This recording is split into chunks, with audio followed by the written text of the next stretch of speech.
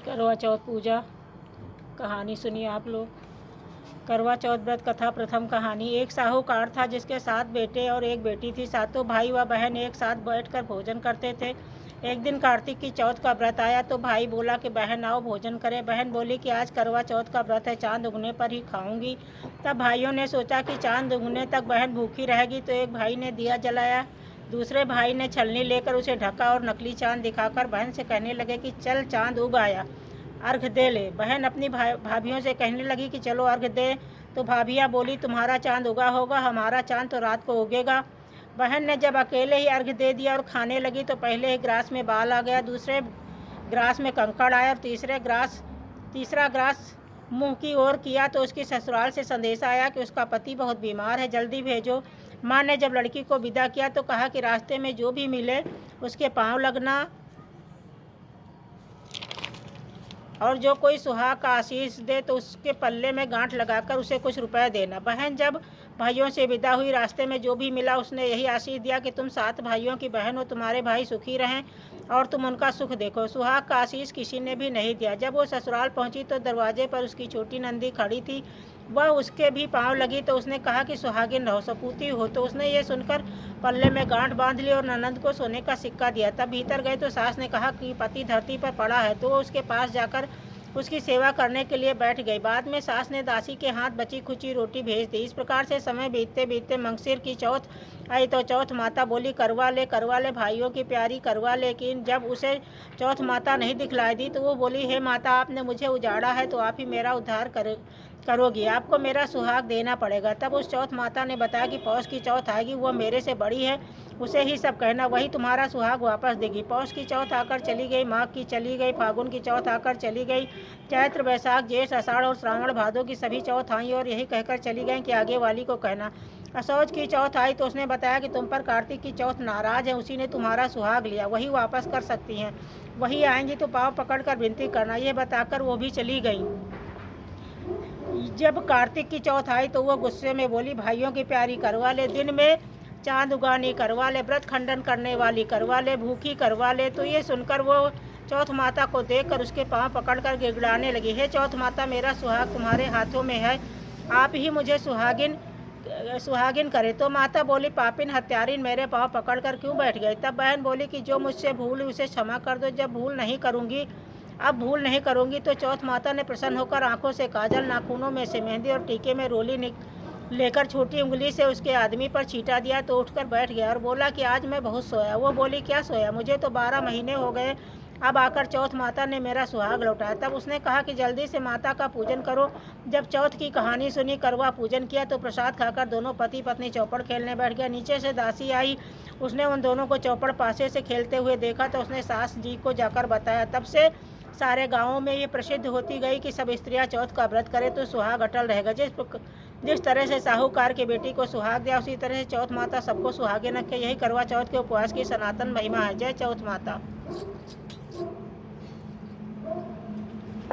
करवा चौथ व्रत की दूसरी कहानी। अति प्राचीन काल की बात है। एक बार पांडु पुत्र अर्जुन तप करने के नीलगिरी पर्वत पर चले गए थे। इधर पांडवों पर अनेक मुसीबतें पहले से ही थी। इससे द्रौपदी ने शोक विह्वल हो कृष्ण की आराधना की। कृष्ण उपस्थित हुए और पूछा, कहो क्या कष्ट है तुम्हें। प्रभु, द्रौपदी ने हाथ जोड़कर कहा, मुझे क्या कष्ट है, आप तो स्वयं जानते हैं, आप तो अंतर्यामी, मुझे कष्टों के बोझ ने विह्वल कर दिया है।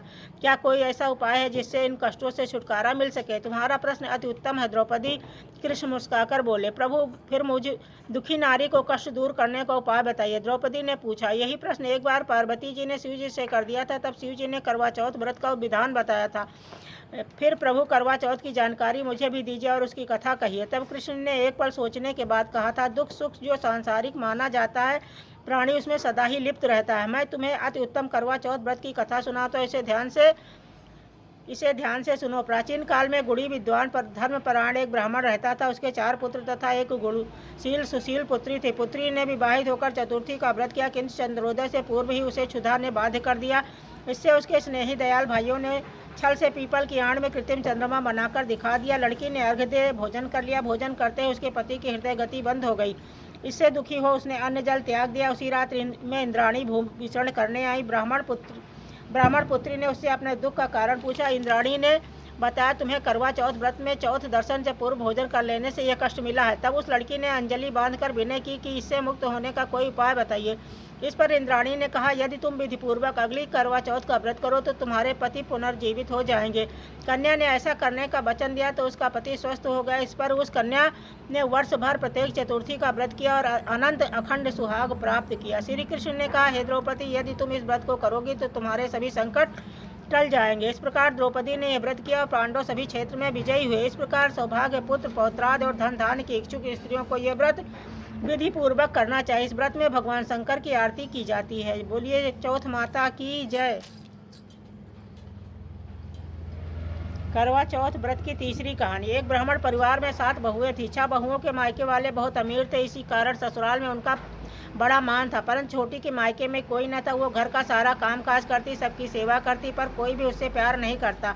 सभी दुत्कारते रहते। 30 त्योहारों पर भी जब उसके मायके से कोई न आता तो वो बहुत दुखी होती। हर वर्ष की तरह इस वर्ष भी करवा चौथ का व्रत है। अन्य बहुओं के मायकों से उनके भाई करवा लेकर आए, पर छोटी के मायके में यदि कोई होता तो करवा भी लाता। सास भी छोटी को ही खरी खोटी सुना रही थी। वो दुखी हो घर से निकल पड़ी और जंगल में जाकर रोने लगी। एक नाग बहुत देर से उसका रोना सुनता रहा। अंत में वो अपने बिल से निकल आया। तब छोटी से पूछने लगा, बेटी क्या बात है, तुम रो क्यों रही? छोटी बोली, आज करवा चौथ है, मेरा कोई भाई नहीं। यदि मेरा कोई भाई होता तो आज जरूर करवा लेकर आता। नाग को छोटी पर दया आई। नाग ने कहा, बेटी तुम घर चलो, मैं अभी करवा लेकर आता हूँ। थोड़ी देर बाद नाग ससुराल पहुंचा। ससुराल वाले इतना सामान देखकर चकित हो गए। सास भी प्रसन्न हो गई। सास ने प्रसन्न मन से छोटी को नाग देवता के साथ भेज दिया। नाग देवता ने छोटी को अपना सारा महल दिखाया और कहा, जितने दिन चाहो आराम से रहो, मन चाहा खाओ, मन चाहा पहनो, पर एक बात याद रखना, सामने रखी नाद कभी मत खोलना। छोटी सारा समय महल में आराम से काटती, पर नाद के बारे में उसकी उत्सुकता बढ़ती जाती। एक दिन जब वो घर में कोई न था, उसने नाद उठाकर देखा तो हजारों छोटे छोटे सांप के बच्चे इधर उधर रेंगने लगे। उसने जल्दी ही नाद ढक दी। जल्दी में एक सांप की पूंछ नाद के नीचे आकर कट गई। शाम को नाग के आने पर छोटी ने अपनी गलती स्वीकार कर ली। नाग ने भी उसे क्षमा कर दिया। जब छोटी ने ससुराल जाने की इच्छा की तो उसे धन रत्न आदि देकर विदा किया। छोटी के ससुराल में जब उसकी बड़ी इज्जत होने लगी। जिस सांप की पूंछ कटी थी उसे सभी बंडा कहकर तंग करते। एक दिन उसने अपनी माँ से पूछा कि मेरी पूंछ कैसे कटी। माँ ने कहा, छोटी के नाद उठाने और जल्दी से रखने में ही तुम्हारी पूंछ कटी है। तो वो बोला कि मैं छोटी से बदला लूँगा। माँ के बहुत समझाने पर भी वो एक दिन चुपचाप छोटी के घर जा छुपा और मौका पाकर उसे काटने की सोचने लगा। वहाँ छोटी और उसकी सास में किसी बात पर बहस हो रही थी। तो छोटी कसम खा कर कह रही थी कि मैंने ऐसा नहीं किया। वो कह रही थी कि मुझे बंडा भैया से प्यारा कोई नहीं, उन्हीं की कसम खाकर कहती हूँ कि मैंने ऐसा नहीं किया है। बंडा ने जब सुना तो सोचने लगी, जो मुझसे इतना प्यार करती है, मैं उसे ही काटने आया। वो चुपचाप घर चला आया। माँ ने पूछा, ले आए बहन से बदला? वो कहने लगा, माँ बहन से कैसा बदला? तभी से बंडा भाई व छोटी बहन हुए। भाई प्रतिवर्ष चौथ के दिन करवा लेकर जाता हुआ बहन बड़े प्यार से करवा चौथ की व्रत करती। बोलिए चौथ माता की जय, नाग देवता की जय। चौथ माता करवा चौथ की चौथी कहानी। प्राचीन काल में करवा नाम की एक पतिव्रता स्त्री अपने पति के साथ नदी किनारे एक गांव में रहती थी। कार्तिक मास के कृष्ण पक्ष की चतुर्थी के दिन उसका पति नदी में स्नान करने के लिए गया। स्नान करते समय एक मगर ने उसका पैर पकड़ लिया। वो करवा करवा नाम लेकर जोर जोर से अपनी पत्नी को पुकारने लगा। आवाज़ सुनकर उसकी पत्नी दौड़ कर आई। उसने मगर को कच्चे धागे से बांध दिया। मगर को बांधकर वो यमराज के यहाँ पहुंची और यमराज से बोली,